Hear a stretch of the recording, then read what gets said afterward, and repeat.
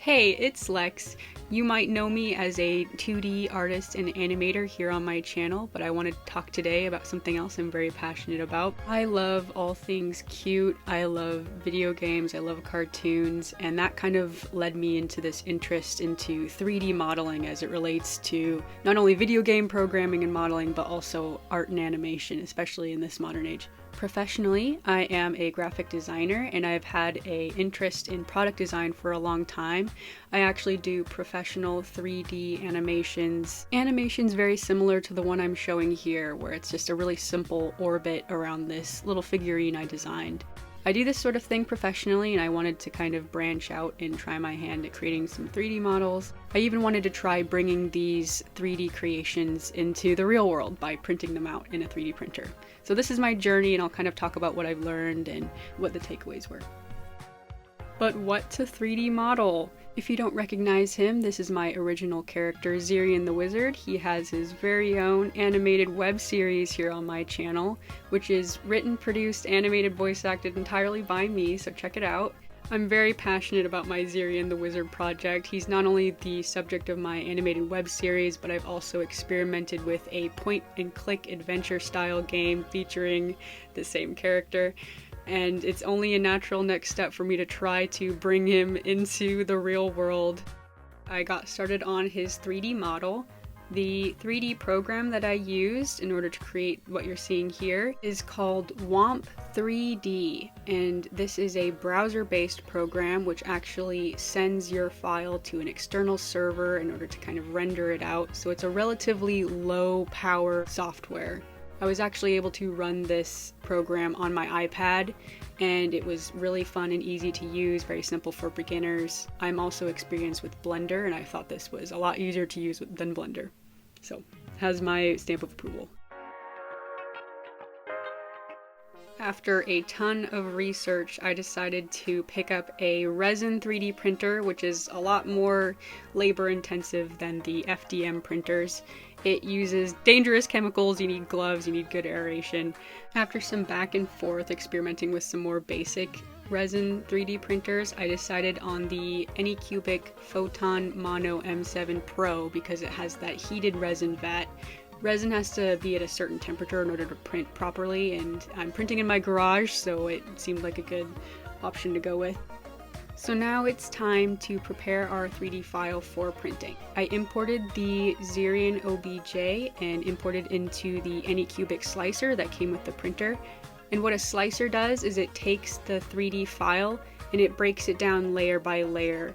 The platform lowers into a vat of resin, and then UV light cures the resin in certain spots that are being highlighted here in order to create a full 3D model.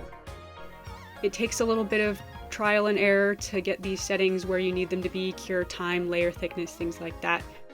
This is also the time where we set our supports. So since the platform actually prints the 3D model upside down, so these ends of Zerian's hat here would not be able to be printed because they would be floating in midair. You can kind of imagine it would print vertically up. There needed to be some supports in order to reach those certain areas. And here is what a finished print looks like. Resin is actually a hazardous chemical, so you can see it's really important to be wearing gloves during this process. I actually used a water-soluble resin, so I was able to wash in just plain old water. It's important not to be breathing this stuff in. You have to be very careful with it, and then it has to go through a curing process so that it's safe to handle. Once these prints are safe to handle, you can sand them down and get them ready for painting. The reason I chose a resin 3D printer versus a FDM printer is that the printers are actually able to get very fine detailing. There's a lot of HD resolution here.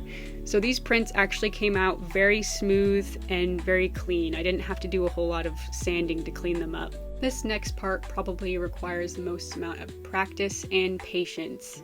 I am not a figurine painter. I'm not much of a painter at all, especially these days, so I was really worried about this. I do not have much of a steady hand, but if this is something you're interested in, I totally recommend it. It was a lot of fun. Practice makes perfect. Your hands will get better at this sort of thing is with practice. And I just had some regular old acrylic paint lying around. I hand mixed the colors for these Zerians in order to keep it consistent, kept them in little jars. I just block out the big colors, and in order to get those crisp edges, I actually used an X-Acto knife to kind of scratch away the paint that I didn't want and just make sure those edges look really clean. Once Zerian is looking sharp, the next step is actually my favorite. I really love doing fine detail work. So I get my very thin brush here in order to kind of paint on those details. I love doing the eyes. I think they're very expressive. And Zerian just looks so cute, look at him. Once Zerian is good to go and his paint has dried completely, I recommend leaving it overnight. I sealed him up with a acrylic matte seal and let that dry overnight. It's really important here to not make the layer too thick. Try to keep it consistent all the way around.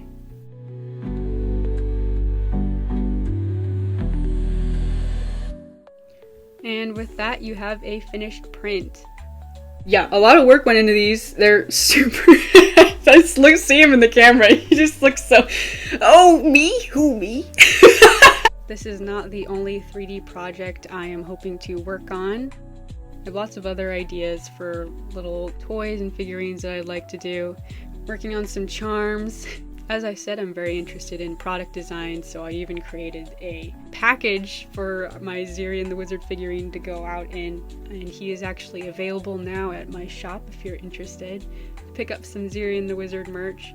A lot of love and care went into this project. I love him very much. He's very special to me, and I really had a lot of fun working on this.